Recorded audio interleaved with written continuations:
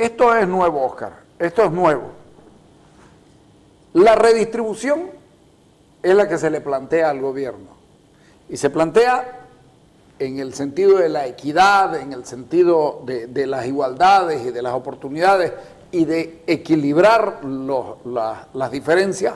Se está planteando, esto para mí es el verdadero pacto fiscal. Le está diciendo a la gente, ok, de lo que recibimos, pongámoslo en una bolsa común más o menos, así, y de ahí repartimos. Pero solo en el caso de los gobiernos departamentales, Claro, no estamos tocando las universidades y municipios. No, porque ustedes no pueden meterse en la... ¿Por dónde se asigna exclusivamente por población? Esto fue una idea del gobernador Rubén Costa, que él dijo, a ver, ¿cómo logramos un equilibrio entre lo que debe ser la equidad, la solidaridad? Porque a todos nos conviene que no solo se desarrolle en algunas regiones, ¿no? Claro. Sí, que se desarrolle todo el país. Y al mismo tiempo una proporcionalidad, porque obviamente hay departamentos con más población que obviamente no es lo mismo brindar salud a, no sé, a 3 millones que a 1 millón o a 500.000. Bueno, entonces surgió esta idea de hacer el 20% que se les asignaría a las gobernaciones, dividirlo en dos partes. La mitad, el 10%, se asignaría de forma igualitaria a los 9 departamentos. Esto significa, Carlos, 400 millones de bolivianos, con los datos del año pasado, para cada departamento, ¿no? Y la otra mitad tendríamos ya una asignación en función de la población. De la población. Aquí tenemos unos números. Por ejemplo, el departamento de Pando incrementaría en 188% sus recursos. De los 234 actuales pasaría a 673 como presupuesto base.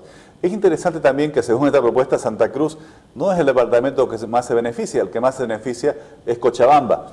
Vos sabés que Cochabamba tenía antes regalías importantes por el declive en la producción de petróleo, cada vez tiene menos regalías, entonces está quedando muy complicado en sus ingresos. El departamento pasaría del Cochabamba de 427 millones de bolivianos que tenía el 2013 a 1.458 millones de bolivianos. Aumentándole 400 millones. Aumentando, bueno, 400 de forma igualitaria y 631 por población. Claro, sí, sí, por eso te digo, 400 por el reparto de la bolsa común y ahí le pones población. Y por eso se te sube a ¿cuánto? A 1.458. ¿Cuánto recibe por población Cochabamba? Estaría recibiendo 631 millones de bolivianos por población, 400 de la asignación igualitaria, significa 1.031 millones de bolivianos. La Paz, por ejemplo, subiría 180% sus ingresos, 971 millones por población, los 400 de forma igualitaria, 1.371 millones adicionales. El gobierno departamental de La Paz es uno de los más complicados en materia de ingresos porque no tiene regalías, muy pocas minerales y obviamente no tiene gas. ¿Santa Cruz? Santa Cruz tendría 953 millones por población, más los 400 de forma igualitaria, subiría 1.353 millones adicionales, llegando a 2.251, ¿no? Entonces, esto te muestra, Carlos, que todos los departamentos se estarían beneficiando. Aquí lo que nosotros hemos buscado, una regla, que nuevamente combine equidad con proporcionalidad. Equidad para que todos podamos salir adelante y los departamentos más rezagados en materia de desarrollo y después puedan recuperar. Cada ciudadano boliviano valga un porcentaje en este país. Y después por población. Ajá, ¿no? Claro. De esta forma, Carlos, los gobiernos departamentales realmente tendrían condiciones de lo que se llama ejercer efectivamente las competencias. Las competencias no deben ser teóricas, ¿no? Así es. Deben ser prácticas. Rubén siempre dice, la autonomía la gente la tiene que sentir, la tiene que comer, o sea, le tiene que mejorar la vida a la gente, para eso son. Pero cuesta. Administrar los hospitales cuesta, equipar los hospitales cuesta. Si queremos, por ejemplo, seguridad ciudadana. Seguridad ciudadana es una competencia concurrente. Pero ¿qué hace el gobierno? Saca una ley y básicamente lo único que tenemos que hacer nosotros es pagar sus cuentas, ¿no? Entonces, esa no es la autonomía por la que hemos buscado. Buscamos una autonomía que realmente le resuelva los problemas a la gente. Por ejemplo, cuando aquí hace 8 años el gobernador dice, bueno, la prioridad van a ser las provincias. Y dentro de las provincias, ¿qué es lo que hace más falta? Por ejemplo, agua potable y luz. No, Santa Cruz tiene que, todo ciudadano que viva en Santa Cruz debe tener acceso a agua potable y energía eléctrica. Ya estamos llegando al 100%. Lamentablemente, la meta, bueno, la realidad se mueve porque llega más gente, surge nueva comunidad y siempre hay algo más que hacer. Carlos, si analizás el censo con los datos de este mismo gobierno, hay departamentos como Chuquisaca, que han sido administrados los últimos años por esta gestión del MAS, que están en niveles de cobertura de agua potable de 40 y tantos %. O sea, más de la mitad de la población no accede a energía eléctrica, no accede a agua potable. Santa Cruz estamos llegando al 100. Y no es porque tengamos más recursos, aquí, llenos de juicios, la Contraloría por todos lados, casi prohibidos acceder a créditos internacionales. ¿Cómo vos entendés que las regiones en las cuales el MAS viene gobernándolas hace ya casi 9 años, que ellos no tienen problema porque ellos no le meten juicio, no le hacen líos, le autorizan todos los recursos que quieren, no hayan avanzado más? Este es un tema. ¿Qué están haciendo? Es que vos vas a algunos departamentos y no entendés qué están haciendo estos gobernadores del MAS o estos alcaldes del MAS con tantos recursos. Yo creo que es una falta de concepción de lo que debe ser una política pública. ¿Para qué es la gestión pública? ¿No? ¿Se han reunido ustedes con otros gobernadores, aparte del Beni, que acompañó al gobernador cruceño y que dijo, nos adherimos a esta propuesta? Bueno, reunido, vos sabés que las condiciones políticas no favorecen este tipo de reuniones. Nosotros le hemos planteado, y el gobernador en su carta le dice al presidente, que se nos convoque para que inmediatamente hagamos equipos de trabajo, tanto con el gobierno central como con los otros gobiernos. Lo más probable es que no los vayan a llamar, que no los convoquen. Bueno, pero es un debate que lo vamos a hacer en el país. Carlos, eso le iba a preguntar, ¿están obligados a salir a socializarlo? Vamos a ir, el gobernador va a visitar, ojalá, los 9 departamentos para exponer esta propuesta. Y lo que queremos es que al final, Carlos, sea la opinión pública nacional la que reclame este pacto fiscal. Porque a la hora de la verdad, todos los municipios van a salir ganando, las universidades van a salir ganando, pero al final no son ni los municipios, ni las universidades, ni las gobernaciones. Es la gente la que se tiene que beneficiar con esto, porque va a tener, obviamente, unas entidades territoriales que van a poder tener mayor capacidad de atenderle sus necesidades. Y los mecanismos de cambio de estos pueden ser de un día para otro, porque se establecen en las computadoras y de inmediato cada departamento va recibiendo lo que le corresponde, cada ciudad va recibiendo lo que le corresponde, cada universidad va recibiendo lo que le corresponde. Claro, no es una ecuación muy difícil. Es un tema de decisión política y de ponerse de acuerdo, obviamente. A cambio de esta retribución, bueno, ¿hasta dónde llegan las responsabilidades de cada uno en cada campo? ¿Con quién lo han conversado en el Poder Central, en el Gobierno Central? Bueno, es algo que en su momento, cuando el ministro Romero, en el año 2010, se discutió la Ley Marco de Autonomía, él estaba a cargo de esta discusión de la Ley Marco de Autonomía. Nosotros los planteamos, esta regla del 50-50 ya la planteamos en el 2010. Ya. ¿No? Obviamente ahora hemos avanzado con mucha mayor profundidad y mayor detalle. ¿No? Esto no es solo el único componente, hay muchas otras cosas, Carlos, que no son recursos, pero que también hacen a lo que se llama la autonomía fiscal, que son normas, que son procedimientos. Por ejemplo, la Ley de Administración Presupuestaria, que rige hoy en Bolivia, es una ley del gobierno del general Banzer, o sea, hace ya casi 12 años. Obviamente, en ese momento no había una autonomía reconocida en la Constitución, entonces todas las normas estaban dirigidas a unas entidades, en el caso de las prefecturas, que formaban parte del mismo Ejecutivo. O sea, son normas completamente centralistas. El traspaso definitivo de todas las responsabilidades y de las oficinas que se hacen cargo de eso. Claro, no tanto las oficinas, sino los procedimientos, las normas. Claro, pero la oficina, el SENASAC es la oficina del SENASAC, por ejemplo. Pero ¿qué está pasando, Carlos? Mira, hoy tenemos consejos municipales y asambleas departamentales que, según la Constitución, pueden aprobar leyes que tienen el mismo rango que las leyes nacionales. Y sin embargo, nuestros presupuestos, que son aprobados por estos órganos a nivel de ley, al final tienen que ir a unos procedimientos en el Ministerio de Hacienda, no, ni siquiera al Senado, al Ministerio de Hacienda primero, donde unos funcionarios que no son electos se toman, digamos, le dan la autoridad de decidir si muchas cosas marchan o no marchen. Si vos haces una modificación presupuestaria, debería ser suficiente con que te lo apruebe tu órgano legislativo. El órgano legislativo. Porque lo aprueba por una ley, esa ley está al mismo nivel de la nacional. Es lo que se llama en el fondo una autonomía sometida. Yo creo más la palabra es mutilada. Porque no solo te confiscan recursos, sino que vía normas y procedimientos te impiden administrarlo autónomamente esos recursos. Entonces, esto tiene siempre los dos componentes que atender. Tenés que tener los recursos suficientes para que las competencias puedan ser ejercidas, pero tenés que tener, por así decir, la libertad, la autonomía, para administrarlo según tus normas, según tus procedimientos definidos por o en algunos casos los municipios, consejos municipales, y en el caso de las gobernaciones, asambleas departamentales. Si lees la ley de clasificación de impuestos, antes que nuestra Asamblea pueda aprobar una ley departamental de creación de impuestos, tiene que ir a que un funcionario del Ministerio de Hacienda le apruebe de un informe concepto. aprobando, y si no aprueba no marcha. Eso no está en la Constitución. La Constitución dice que tenemos la posibilidad, como una competencia exclusiva, de crear los propios tributos. Vos sabés que el tema de los tributos siempre ha sido una característica fundamental de la Constitución de un gobierno, es lo que le da autosostenibilidad. Al mismo tiempo nosotros planteamos que tiene que haber impuestos con efectiva capacidad recaudatoria que sean transferidos como impuestos propios a los gobiernos departamentales. El gobierno nacional tiene sus impuestos, los municipios tienen 3 impuestos propios, ¿no? El de los inmuebles, el de los vehículos, la transferencia entre ambos. Este gobierno, nuevamente en su visión centralista, para cumplir con la Constitución, nos transfirió 3 impuestos que son una burla. El de las aeronaves. El de cobrar y las lanchas. A las motonaves y aeronaves, que usted imaginará que en Bolivia eso no va a permitir recaudar mucho. Claro.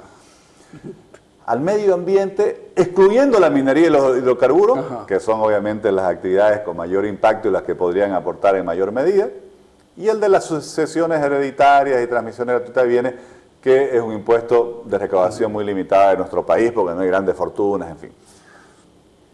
Entonces nosotros estamos proponiendo que tiene que haber otros impuestos que se ¿Los transfieran. plantean ustedes Los cuáles? planteamos, por ejemplo, los 2 impuestos al juego.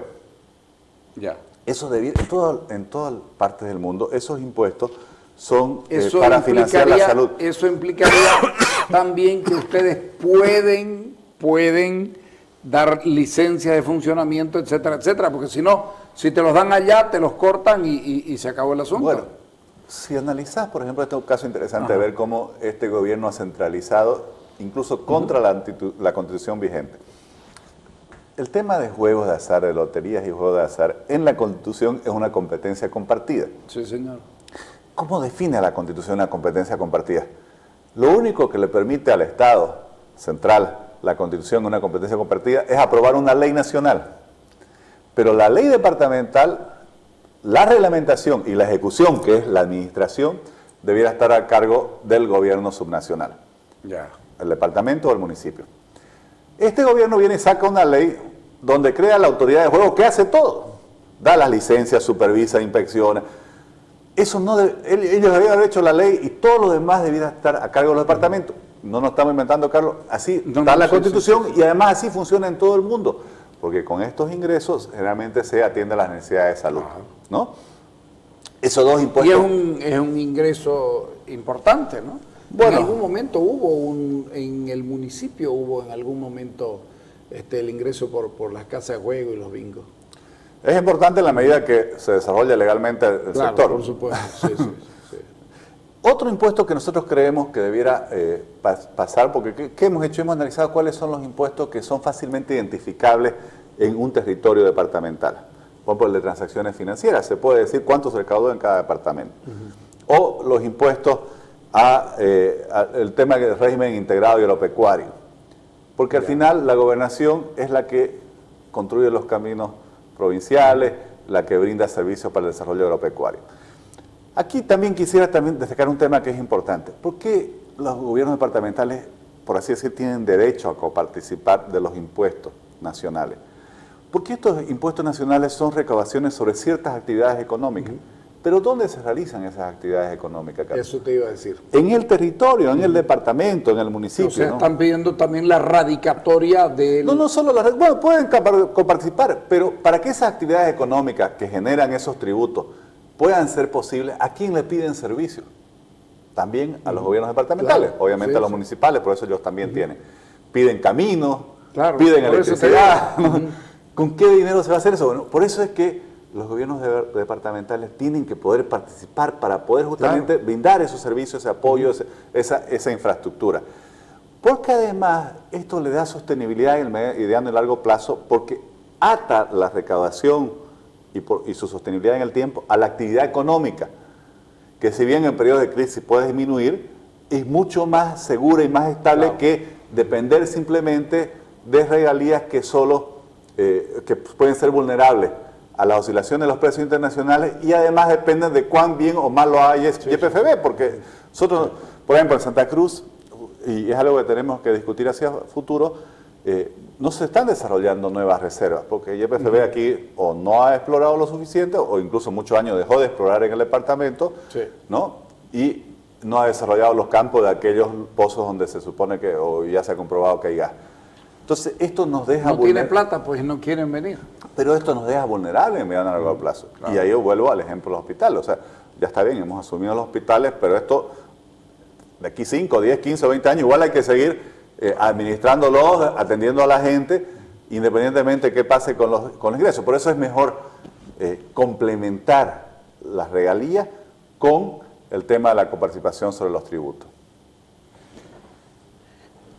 ¿Con quién creen ustedes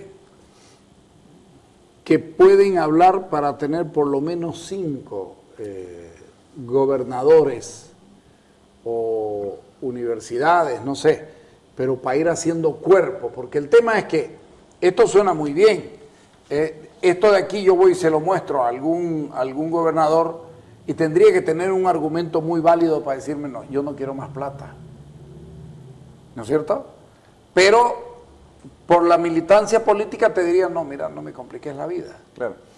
A ver, Carlos, yo en esto quiero ser sincero. Creo que en charlas privadas muchos te apoyan porque lo ven que esto es racional, que esto es necesario. Claro, porque al final es un interés regional y la gente, así como tiene su partido, tiene su región, ¿no? Pero no vamos a hacer ilusiones, y peor en una época electoral que ahí va a haber una línea partidaria del gobierno, a los alcaldes y gobernadores del MAS que no se sumen a esto. Entonces, por eso es que yo creo que tenemos que ir mucho a la opinión pública, a la sociedad civil, para que la gente, desde los municipios, desde los departamentos, reclame también este pacto fiscal, porque va a entender, y creo que ahí tenemos que dejarlo claro, que es la mejor forma para solucionar todas esas carencias que hoy todavía siguen siendo una realidad. Para que los servicios básicos lleguen, por ejemplo, obviamente... y el caso que pusiste en Chuquisaca, tener energía, claro, pero incluso en Santa Cruz tener energía eléctrica, agua potable es muy bueno, pero vienen otras fases que son mucho más caras, saneamiento, ¿no? Llevar ya el agua a cada casa, los sistemas de domiciliarios, se está trabajando, pero necesita mucho más, ¿no? O por ejemplo, planes de vivienda. Es tan absurdo lo que se hace en este gobierno que ahorita que menciono vivienda. Mientras que la vivienda es una competencia concurrente en la Constitución, el gobierno saca un decreto donde lo único que podemos hacer es transferirle nuestros recursos para que ellos puedan hacer la vivienda. Entonces, todo esto es como que el mundo al revés, ¿no? Pero, Carlos, acaban de entregarle 630 millones, 630 millones a un proyecto que no existe en Sucre. Bueno, es que eso es por eso no existe. Claro. No hay pueblo ahí. Esos son los donde se ha establecido que se va, Carlos, donde está tan lejos la autoridad de la gente. Por eso es que la autonomía, la descentralización tienen que solucionar todos esos problemas, porque la gente ve, bueno, si el alcalde dice, no, que invertimos en el barrio tanto, en 100 casas, la gente va a muéstremela, ¿no? Claro, muéstremela. Pero claro, si lo manejan todo, por así decir, en una especie de caja negra, oscuras en el centralismo, que es lo que está volviendo a pasar, lamentablemente, obviamente después aparecen estos escándalos, ¿no? Por eso, Carlos, es fundamental que nosotros insistamos y hagamos corriente. Le van a decir que están electoralizando. Bueno, la ley de marco de autonomía se aprobó en el 2010, ¿no? No la aprobamos nosotros, la aprobó la mayoría del MAS en la Asamblea Plurinacional y la promulgó el presidente, no fuimos nosotros. Esa ley dice 6 meses después de los resultados oficiales del censo.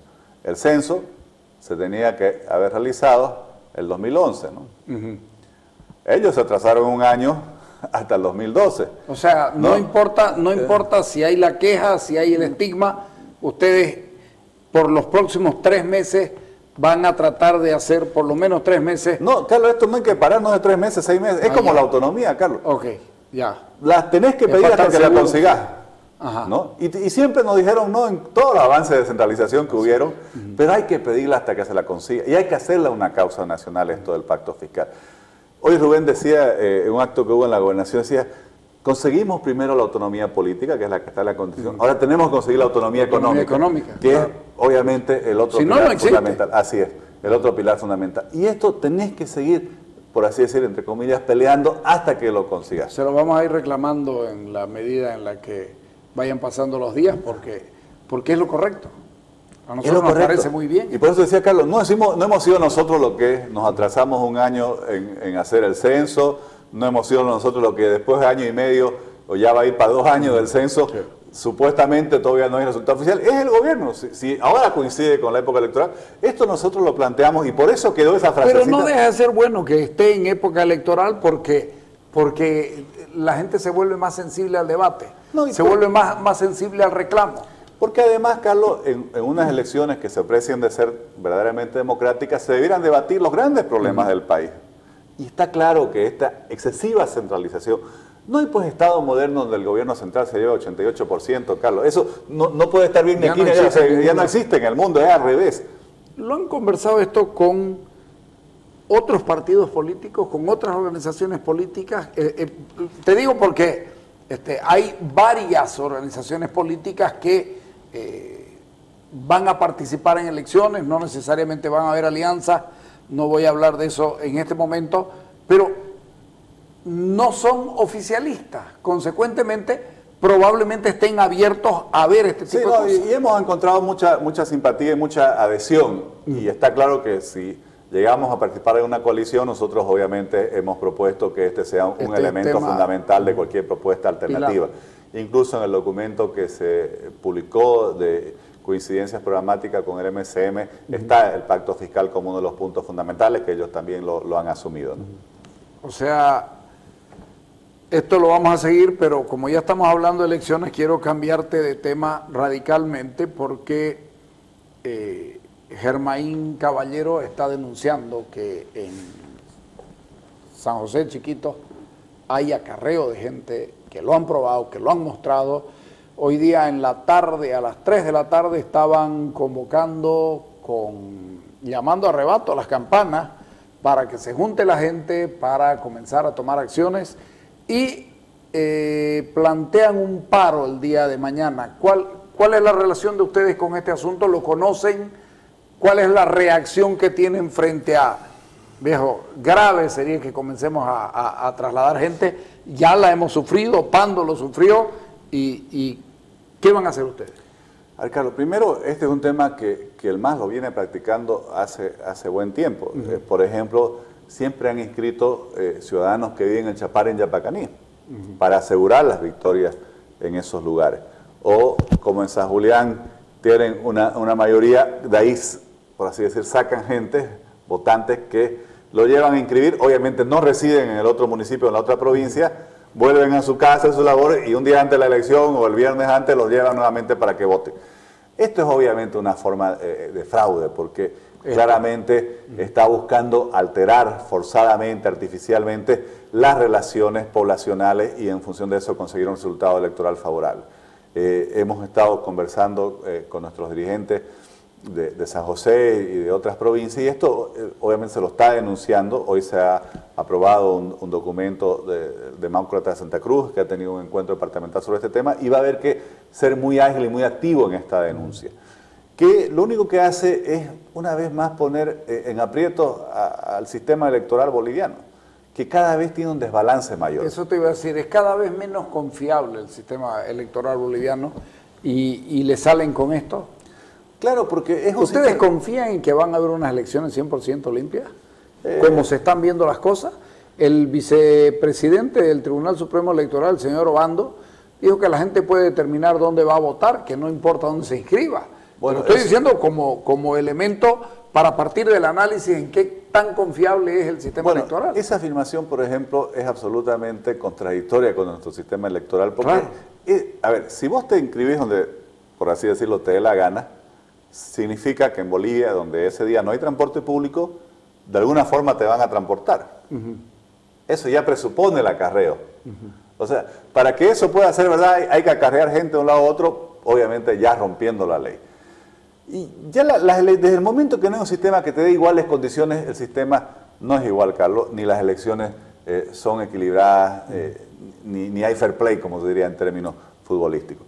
Por ejemplo, todos los actos en los que el presidente participa terminan siendo convertidos en actos electorales. Eso va contra la ley. ¿Y qué está haciendo el Tribunal Electoral? Hace pocos días en Santa Cruz, que se armó una polémica por otro tema, en un acto de la cumbre termina haciéndose una especie de proclamación al presidente. Más allá de la polémica sobre el artista, ahí hay un problema sobre cómo se están utilizando recursos públicos. No era ni siquiera un acto de la cumbre, te cuento. No, pero es un seminario. Era de los empresarios, no, era de los empresarios privados, un almuerzo con el presidente Lula. Sí, pero un seminario. Es terrible. Pero un seminario financiado con recursos públicos como parte de los fondos asignados a la realización de una cumbre internacional en el marco de la política exterior boliviana. ¿Qué hace el Tribunal Electoral? Nada. ¿Y ustedes han representado ante el Tribunal Electoral? Entonces, cada vez que hay... Yo personalmente he firmado ante el Tribunal Constitucional, por ejemplo, por todas las limitaciones que nos han puesto en la propaganda electoral.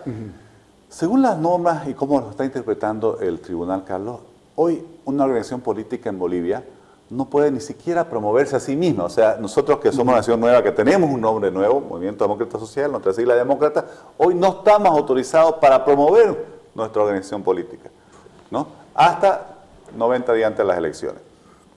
Caballo corregidor, claro, no estamos autorizados, imagínate, a promover nuestro programa de gobierno. ¿Cómo podés prohibir que una organización política pueda promover su programa de gobierno? Esto debería ser algo permanente. Cuando es lo más democrático que hay. Eso es lo básico. Eso, claro. Antes lo único que se prohibía era pedir el voto. Está bien, hoy no se puede pedir el voto, pero tampoco se puede promover ni la organización política ni el programa de gobierno.